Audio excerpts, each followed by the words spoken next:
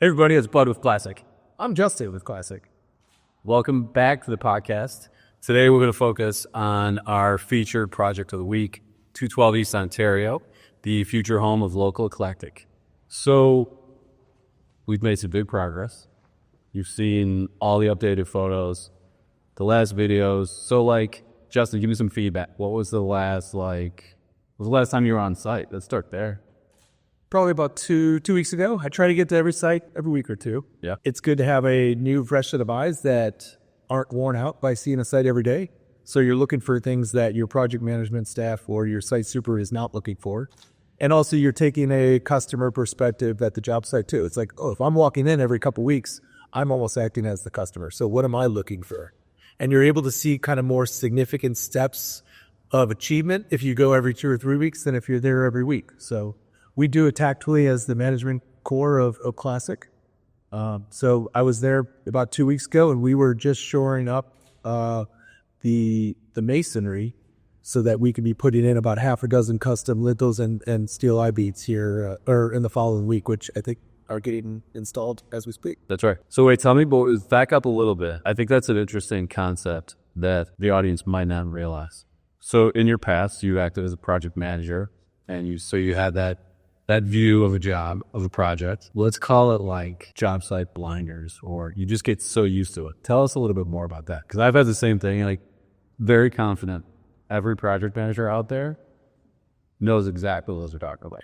Well, I think that kind of starts with conversations that you have with your production team saying, hey, this is what I'm going to do or provide for the project. So when I come into a project, it may seem kind of crass, or it may seem like, oh, dang, the owner's not happy right now, or somebody's not happy that is a part of our company. Did I do something wrong? And so setting that expectation with your staff so that they know when you're coming on site, you may be pointing at things, you may be asking about certain things. It's not as an attack or calling out a detriment on them, but it's just more of a, let's see how much you know and why things are the way they are. Because if I'm curious about something, there's probably a reason for it. Yeah. And I just want to hear about that reason or be educated on that. Yeah. And so just making sure the mindset is set and level for everybody, I think is the most important part. And that way, when you're there, it's despite it maybe sounding uncomfortable from an outside ear, internally, that is a very valuable conversation. Those are very valuable conversations that are happening. I think it's an interesting way, too, to get the pulse of a project when you're visiting it, when you've it's been a couple of weeks. You get back to it, you kind of start to understand where it is, you get a feel for it, and it's like you're saying, you get to look at through the eyes of the customer of I'm walking in here, if there's progress, okay, it's clean, this is all great, and you can then work with the field team, the production team, all right, this is what I'm seeing, how are you guys feeling? You're in this same box, you're in this 10,000 square foot box every day. Where are you at? Where are you at mentally? Is there anything we can help with or further along? It's an interesting process. Absolutely. And I think for a couple of days coming off of that visit, you're now more apt to being a helpful hand on the production side. Yeah. So it's like, guys, I saw this was missing X, Y, and Z. Let me help with this. Let me take this off your plate. Let me have this conversation with the vendor or fabricator or whatever it is. Yeah. And it keeps you connected to the product. It keeps you connected to the customers. It keeps you connected to the business. So it's also interesting, one of our taglines is concierge and Carhartt, right? So that means every one of us has a different role to play in delivering that promise and that brand. So, and we all have our skill sets. So if we're on the site, and I see something, I see a Monster Energy drink, or I want something cleaned up from, the Taco Bell that was had. That's my vision of this site has to be very clean because I love a clean job site. Yep. So it's I want to keep instilling those expectations that, okay, so the customer thinks this really was a high-end luxury experience. These guys at Concierge and Carhartt rings very true. Yep. That was my experience. Every time I showed up on the site, it was clean, it was efficient. Anytime you have a clean job site, your project's going to be in a better place. It's like when you stay at a 5-star hotel. Every employee of that hotel has the same mindset, whether it be the person cleaning the hotel room, the front desk person, the actual concierge, the bellboy, whoever it is. There's a uniformity and alignment with everybody. Yeah.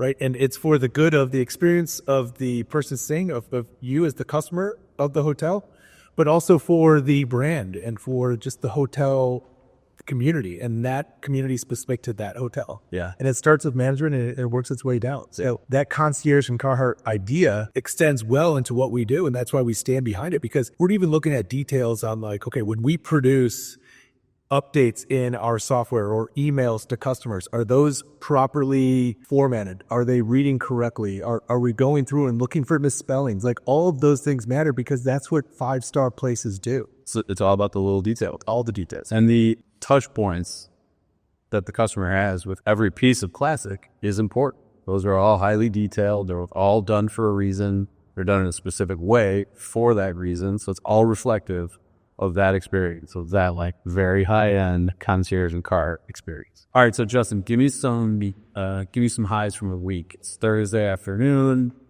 We've had a very fun, full week. We've got great progress happening at 212. Give me your highs for it. Well, there's several highs, right? So from an operations standpoint, we've now started to receive a lot of the funding that we put out for billing in the last couple of weeks, right? And so having accessibility to funds allows us to continue those projects at a fast rate. And so not having delays in payments from customers allows the planning and the operations side of the business to maintain a steady course. One of my goals is to always have like almost like a sine wave and to prevent those peaks and valleys. Yeah. And cash flow is one of those.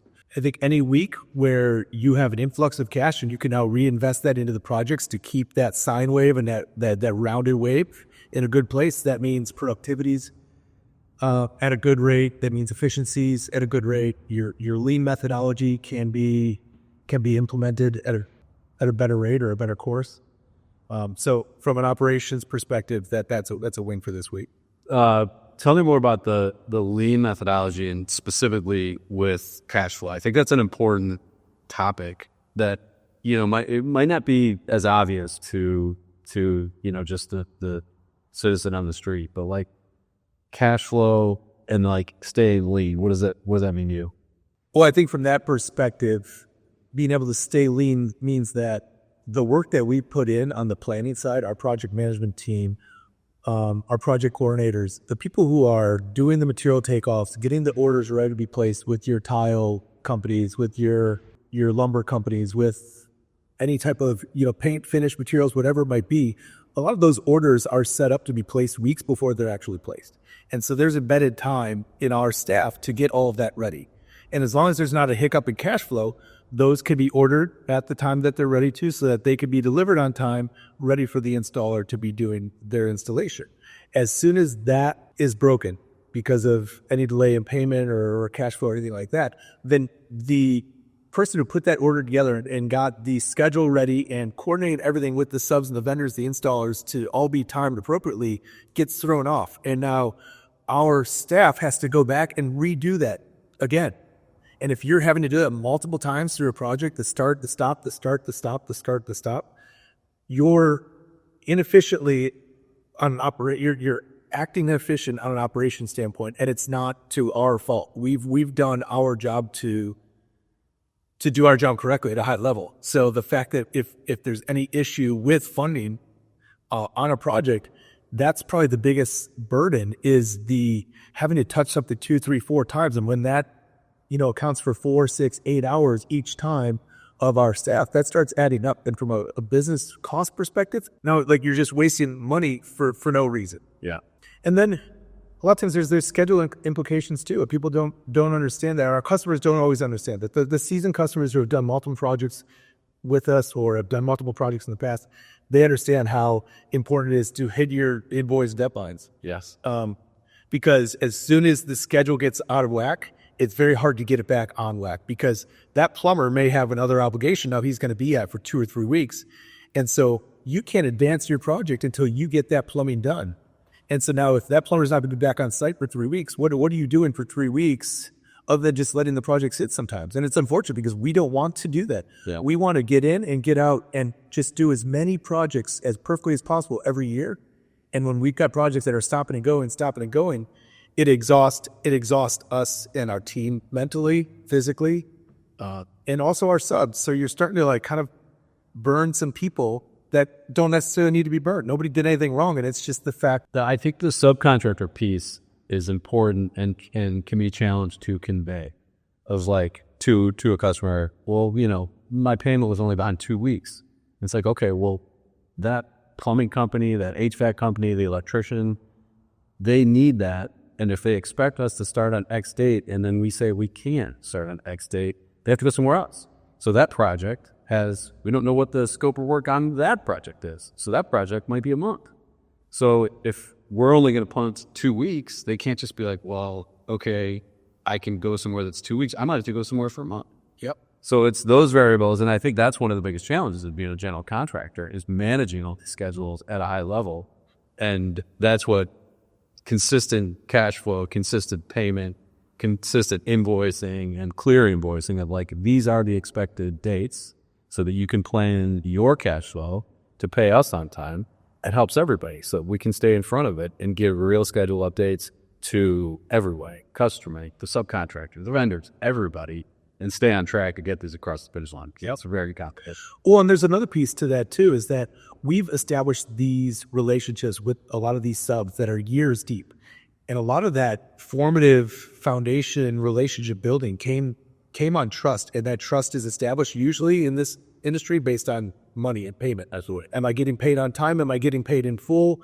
Are there reasons? Am I being bullshitted too? Like, so if you're consistently offering the same payment experience for your subs and your vendors, then you get priority on their list because they know you're a trustworthy person, you're a trustworthy company. Yeah. You've got integrity, you've got honesty. And even when you don't have good news for them, you're going to tell them straight up, hey, we don't have the funds yet for this project and we can't pay you for this, but here's the expected turnaround for that. Yeah. So that there's no like ghost calling or pressing the ignore button on the phone. So even when there are some blips in cash flow, we can usually meander through those by just good communication. That goes back to concierge Carhartt. Yeah. Communication from a 5-star luxury brand perspective, it's key. All right. So your high, just to recap a little bit, your high for the week is we've gotten in some payments that are expected. So that's great. That eases our whole team's ability to forecast schedule, to forecast material. We can go ahead and perform for the next 4 weeks. Yep. Without cash being a hurdle. Yeah. Great. And so as long as we on the operations and the support side are able to then keep those invoices coming out in the 15, 20-day intervals, and then we know that there's a 10-day turnaround on those, we can now maintain our 30-day kind of billing. And not having that cycle broken. I'd say 8 out of 10 projects, 8 out of 10 customers don't break that cycle. Yeah. But you might just get 1 or 2 of those customers based on whatever reason they have, and multiple reasons for why cash stops and why cash starts again. But if 80% of our projects have a good cash flow to them, then that's about all we can expect in our industry. Yeah. Yeah. Or another good way to consider cash flow is why don't contractors get paid in lump sums or just at the end of the project or everything at the beginning, right? Because historically there's malware that happens in our industry. There's people who walk away with hundreds of thousands of dollars and you never see them ever again. Yeah. Right? So banks aren't going to lend to those people, or they're not going to give the big sums of money that maybe the good contractors need, right? So there's this kind of proof of trust that is always needed on every project. So we don't even try to skirt around that system anymore. We just try to work with that system. We know that banks are going to be very conservative with the way that they release funds to us. We know that customers may or may not be conservative, but we're still going to build that conservative way into our billing to allow for that. That's just good ethical business too. So we are generally invoicing on a monthly basis, depending on the length of the project. But if our average project is about 6 or 8 months. Yeah. So monthly invoicing, you've got 6 or 7 payments throughout the course of the project. Each one of those payments is going to be between 10 and 20% of the project amount. So some of those payments go to pay for work that's been completed, and some of that payment is now applied towards future work and future material ordering. Yeah. We're not a bank. We're not a lending institution. We have cash reserves, but it's not to finance any project. Cash reserves are for the protection of our own business. So because we don't have just a large sum of money sitting in a bank that we can go and pay for your project and you pay us in the rear. That's why invoicing happens how it happens at Klasik for that reason. Tell us a little about, like, let's say, look, our average project is about roughly $1 million. In the beginning, like, educate us on that piece of, like, how you convey that to the customer. Like, okay, here's the budget, here's the macro level budget. And then when we're getting into the nuts and bolts of it, these are how the payments are rolled out. How do you explain that? So we have a payment process, and it's a 2-page document, and I will present that while we're still kind of in the initial discussions with customers. Say, okay, when we get under contract, here's how payments go. There's a deposit, and then there's draws 1 through 7 or 8, and it in this payment process document, it specifically spells that out. So the expectation is set, and that's part of the customer journey, right? So if we've got a 6-step customer journey from the time that you meet us to the time that you've got keys to your place, it's built into the journey. So we do a lot on the front end before we even get to construction to educate our customers so that they know exactly what the process is and that they feel comfortable. Is like, as soon as we start demolition, this project's going to be done in 5 months because we've already set the baseline, we've set the expectation, we've set the platform and the format to be successful, and we have taken time. We haven't just like, oh, you want us to do a project for you? Here, sign the contract, get us a deposit, we'll start tomorrow, and then you get something demoed out and it sits for 5 months demoed out because that contractor wanted to get the contract signed immediately and prove some type of work so that there was value there, because he probably needed access to that capital quickly. So we have usually a minimum of 6 weeks of planning, and our deposit is a 5% set deposit rate, and that gets us through the first 6 weeks of planning and working with the architects, working with the owners, and then prior to construction commencing, we get our first constructor draw.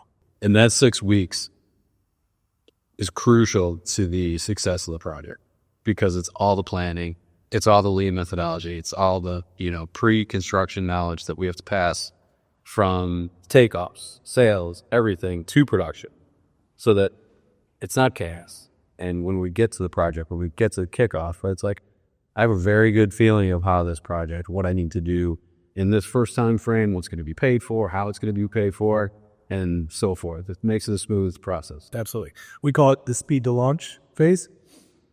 Can we condense it to 4 or 5 weeks if needed? For sure. Have we had to extend it to 12 or 14 weeks? Absolutely. Yeah. But we know that we can do it on point within 6 weeks. That's our structure. Yeah.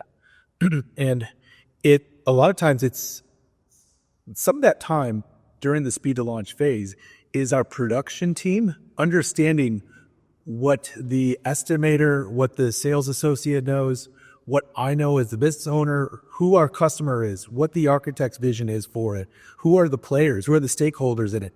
It's that education so that by the time the production team really takes grasp of that project, it's been handed off so that they have all the information they need to make that a successful project. Yeah. And to be delicate for the people that need to be delicate for, but be aggressive with the people that they need to be aggressive for, or to know those hurdles and those speed humps that are probably likely going to show up at some point in the project, when those are going to be, and who the problem solving team or the solution, where to find the solution when those arise. Yeah.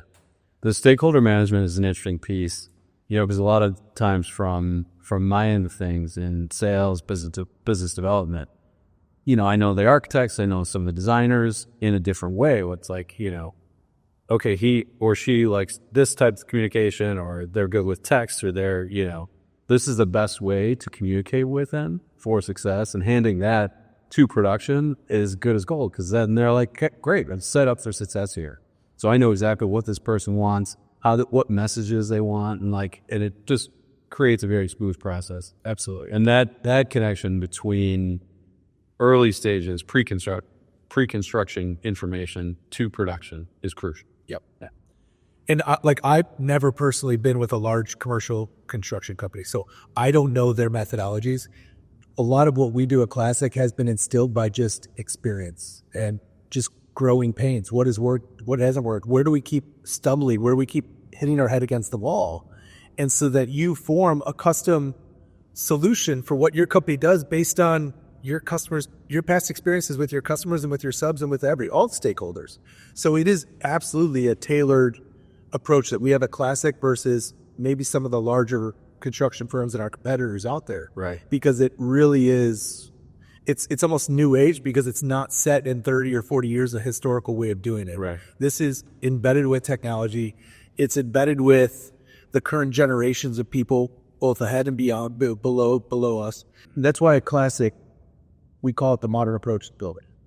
So one of my highs for this week is, and specific to 212 East Ontario. So I was there earlier this week. One of the things that I love about my role is learning about things that are outside my experience. So right now happening outside at 212 is shoring, and so the masons are on site. That's not something, well, so we're putting an elevator into a building that was built in 1885. That's a first for me. But then secondly, going through that and watching the process of the shoring is fascinating because, you start on the ground level and go through each level, and then you have the I-beams up at the top. And, it's fascinating to me to watch it happen. And I was talking to Jeff about it, and he's walking me through the process. It's just cool to learn about. It's not something I've got a ton of experience in. It's really interesting to retrofit a building, 104-year-old structure, to allow for, to carry the load that we needed to put in an elevator and modernize a building that's 104 years old is just very cool to me. I love the whole process. And the experience will pay dividends. I mean, you do one of these at a high level, which we're going to do, then we can do multiple of these at a high level. Yeah. And the old buildings aren't going away. Right. Right. We've got existing infrastructure that every year just gets older and older and older. And in a city like Chicago, yes, did you have a major reset after the Chicago fire where a lot of the infrastructure was brand new? Absolutely. But now you're starting to still get buildings that are 140, 150 years old because that was right after the Chicago fire, right? So we need to be experts or become experts at existing retrofitting of existing buildings, because that's just not going to go away. And if we're going to be leading luxury construction company in Chicago, this has to become the norm. Well, and also the ideal is we keep these structures. That just because something's older doesn't mean knock it down and build something new. Modern is amazing, but we want to keep these structures. They're historically cool. They're fascinating. I mean, everything about it is and it's the history of Chicago. If that building gets knocked down, that's a sad loss to our cultural community. Absolutely. Yeah, you hit the nail around the head. No pun intended. Actually, pun intended on that one. No, yeah. I think that's why when you go to places like Europe or you visit places that have hundreds of years old, if not thousands of years old infrastructure, there's this certain charisma and charm. It's evident. Yeah. Because you've got this mixture of 1,000 years worth of different design integrity, different visions, different economical, successes and recessions, depressions, and all of these components of society that have taken place in that 1,000-year span that has impacted that city or that location in one way, shape, or form. It's like the rings of truth. Absolutely ages of this is when the wet fireworks. Sure. It's wild to see. Yeah. So that was very educational for me. I love getting in the field to see that stuff. Also, the site looked great. I love a clean job site. It makes me so happy. So the site looked great. So that was great. Great week at 212. Great progress. Drywall started going in, which is always exciting. I think that's always the moment too where it's exciting. That's a great moment for the customer, because up until that point, a lot of the work happens inside the walls, but they don't really understand or know how long it takes, because it's plumbing, it's electric, it's HVAC, it's the guts of the building that all goes on inside behind the wall. So it's not the pretty stuff, but it's extremely important. But then drywall goes up, and it's oh, this feels like a room now. And I can now see that vision, that it's difficult for, I think, just for your average consumer to understand that all this stuff that's happening, it will end. And then the drywall goes up. That's oh, this feels like a space that I can see, and I can see my vision. I can see the speakeasy. I can see little things. I can understand now what the room's going to feel like. That's a great point for them, emotional, to like get over that hump of like, great, the rough stuff is done. Now it's going to move quick. We can get, to the cool design elements and like really start to see some beautiful progress. It is, and it's a really cool experience to be on site when the customer, especially a newer customer to construction, is having that first experience, because they light up, the smiles are there. It's that emotional pay that you're looking for up until, through rough. A lot of times it is like, when are we going to get to the final stages? When we're finished with rough framing, rough MEPs, we're between 50 and 60% of the way through a project. Exactly. Customers don't even understand that. But then as soon as the drywall goes on, they're like, we're kind of getting close, aren't we? You're like, yeah, we're more than halfway. Yeah. And so for them to have that realization, and then there's a new like Energy. driver of energy, that's being brought. And now it's kind of really, it reinforces the community to get you through the completing stages or the finishing stages of the project. Yeah. And it really kind of brings the team together. So it is a cool moment. At a project like 212, it is funny because that's a double phase project. So we're doing phase one right now, which is primarily the top floor, the third floor. We're trying to get that to completion as quickly as possible because Local Eclectic wants to bring their entire operations staff over and start working out of that top level of that building as soon as possible. So despite us having 2 or 3 floors worth of work going on below for the next 3 or 4 months, they're going to be running their operations out of the top floor. Yeah. So it is interesting because we've got drywall guys going up there on one floor, and then they're going to pull off again for a month and a half, and then they're going to come back. And we're going to do the same thing with flooring. We're going to do the same thing with the tile guys for the bathrooms. We're finishing out a floor in its own phase, and then we're coming back and doing that same thing on phase 2, but for the lower 3 floors. Yeah. I guess one thing I am excited about with the 212 Local Eclectic project is we're getting into some really unique conversations in the last month or month and a half with the owners, with the designer, with the architect about what the finishes look like on the first floor, French cafe / speakeasy space, what the jewelry cases are going to look like, what they're going to feel like, how they're going to work with the security system, how they're going to have opening and soft close opening and closed drawers that are going to be maybe not even touch related, just based on proximity of their sensor. So going through those, but then also they're going to be encased with Carrara marble or these really cool, unique materials. And you're like, we're doing a classic looking vintage jewelry case with modern elements. Yeah. It's the classic touch to modern building. That's what Klasik does. Yeah. Jeff was explaining some of that millwork to me. And in that moment, I was very happy that he has a very high level understanding. He was an electrician. And so him having that understanding and him explaining it to me was like, I'm so glad that you have the electrician's mind because it's very complicated. Everything that's happening in that millwork is complicated. It's cool. You're talking about servos and how you need to get from 120 down to 12 volts to run these 2 servos. And then you still have the low voltage for the security feature of the case. Yeah. And how in your mind, you're connecting all those wires together. You know what those drops and what those increases are and how those look like within the case. And you're one of the few people that actually understands how to make this happen. And you're the one leading the construction of the project. That's a really cool facet. It's the right person in the right place. Absolutely. We'll give you a minute to Google all that so you can figure out what he just said. It is nice. And I think it's cool for us to, on the production side of our business, to have people with multiple talents and backgrounds who are leading the production of certain projects. Yeah. Because if we've got a PM who came out of the union as a carpenter, or had years of experience as a carpenter, he is now approaching the projects that he is in charge of with a really fine eye for perfection. Yeah. You're talking about rough carpentry, flooring, anything with wood, he is going to be a maniac to deal with if you're a sub. Not in a bad way, but he's going to be a perfectionist. Yeah. And then you've got a project that someone like Jeff is managing, and he has a background in union electricity. Yeah.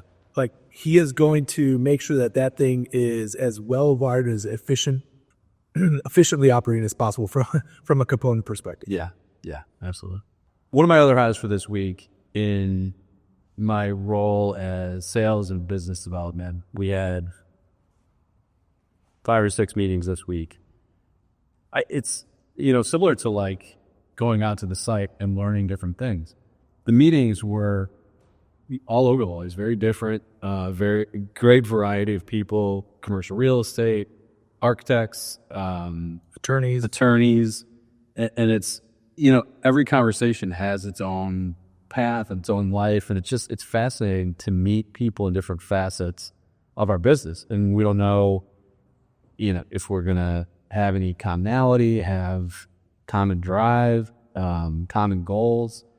But it's fascinating to hear people's stories and learn and understand how we might work together, why we might work well together, and just pick up on these little things through conversation. Like, oh, that was something that, I'm going to remember and we could use, and I want to refer that person, and you can just see relationships grow in different ways. So it's been a very busy week, but a great week in that regard for me. That's one of I love meeting new people, understanding who they are, where they come from, why they do what they do, how they do what they do. And it's just fascinating to hear their stories. I think it's those little nuggets. Those are super important because they connect dots in your brain that have maybe been open and unconnected for who knows how long. Yeah. And so sometimes you're just taking those meetings just to talk and share stories about how you're all related to an industry. The industry is construction, but you might be related to that industry based on real estate or based on architecture, interior design, or based on the legal perspective. Yeah. Right. And so you're getting a lot of these nuggets, and now you're able to take whatever you need to in order to enhance your company. And I think when you get to the point where Klasik is, where we are investing in the growth and the processes and the model and the brand that is Klasik, you need to have one or two people or several people within the company that are focused on those types of things, because you can't just have everybody in the company always working for production or on whatever's in front of them or fighting fires. Like, you need to have people that are dedicated to the advancement and the growth and the vision and the strategy of the business. And you need to be having those meetings with the whole network of people in your industry, because you are trying to make a name for yourself. You want to meet people for the sake of meeting them, just to know who they are and what they may be able to offer you or what you may be able to offer them. Yeah. And just build your network. And that network takes years and years and years to develop. Yeah. And then you have integrity that you have to maintain. So all those people who know that you're a great company and who know that it's got great leadership behind it, you cannot then have an experience where somebody doesn't experience that about Klasik, because that is the reputation. And so you build a reputation, then you have to maintain. Yeah. One other piece to my role is doing this stuff, doing the marketing and podcasts. It's so fun to me. I love doing it. So I also love that. I think it's in line with what we were just talking about with having a PM like Jeff or other PMs. Vice President, right? You happen to come on to Klasik almost 2 years ago. And you're like, hey, I have a background in radio production. So I was on site at 495. Medical office. So we did 12,000 square feet in Northfield. And I was on site at the project. Justin and I were talking on the phone and just talking about whatever. I think I was waiting on a subcontractor to arrive. And Justin was just like expressing, I always wanted to do like videos and stuff for our social media. And I said, all right, give me like 10 minutes. And I put the phone on a ladder and I recorded something and I sent it to you. And you were like, I remember you called back and like, holy shit, you know how to do that? I was like, yeah, I did. I've done radio. I get voiceover work, blah, blah, blah. In my background, I went to school for radio when I was younger. And it's like, it's fun to dust off the skill set and use it in our current environment. It's that little nugget that when that nugget presents itself, you're like, click. Yeah. Oh, Bud could be the solution for a lot of our digital marketing and our social media and like a podcast and like all these visions that we had for the business 2, 3, 4 years ago. You're now the person that could spearhead all that. Yeah. And you're the reason that we're here right now, because you have that background, despite you having a love for our industry and a love for what we do in entrepreneurship. You also got curiosity and a broad background in talking to people through a microphone. Yeah. I don't mind talking to a microphone attached to a table. Is this a first for you? It is a first. All right. So as we kind of wrap everything up for this episode, what are you looking forward to? Anybody you want to like special shout out? Anybody who's really nailing it, crushing it this week? What do you think? Yeah, great question. I think foremost it would be Bond. I'm New York, the interior designers, and Chicago design office, Anisha in Chicago, the architect. Yeah, both on the 212 Local Eclectic project. Yep. I think the last 3 or 4 weeks have been a lot of work, and I think they've spent a lot of long nights and a lot of time going above and beyond to make sure a lot of the details and a lot of the vision that Local Eclectic has for this space is going to be successfully implemented. So I know sometimes designers and architects, they grind a lot more than they're appreciated for. So I think that they deserve a little bit of love. Yeah, I think like this. Yeah, it's grinding up away from a job site. It's the late hours at the office, staring at the screen, trying to get the Local Eclectic vision to a place where we can understand it and build it. Yep. Not easy. Oh, and we've got to worry about budget too. Right. So it needs to look there. Yeah. But also has to be pretty cost effective. So there's not a blank check. Figure out how to create it. Yeah, it's not easy. Yep. So shout out to them. Yeah, absolutely.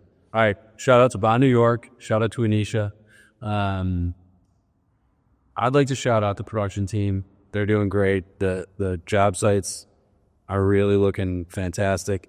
That's not an easy task either. Kind of the inverse of they're all on site. Yep. And they've got to manage several sites with all moving parts that can include, parking restrictions, a couple job sites in downtown Chicago, some out in suburbs. Not an easy task. Traffic. I think it's 2 hours here, 2 hours back, and it's a long haul. It's constant phone, text, call from subcontractors, vendors, etc. So not an easy task. Great last week production team. We appreciate it. Yep, absolutely. It has been fun working with Rococo for the last, it's been about a year now. I think we first started with you guys in May of 2024. And anniversary, us. Yeah. Good job. And the goal was let's build a beautiful website that represents our brand. Let's continue to build the brand. Let's roll the brand into the culture. Let's make all of these things tied together so we've got a really strong luxury brand that is Klasik Construction. Yeah. And I think in the last year we've made huge strides at achieving that. And a lot of it is it was a part of our vision, but we needed a caveat like Rococo to make that a reality. Yeah. And so when you see our social media, when you see our website, when you see our brand and our logo and just everything that is Klasik, that's a combination of working with a really high integrity company like Rococo. All right, everybody, thanks for checking out this episode. We really appreciate it. And keep your eyes out for more to come and all of our job site updates, all the photographs, everything. Stay tuned for more. This is Justin with Klasik. I'm Bud with Klasik. Talk to you soon.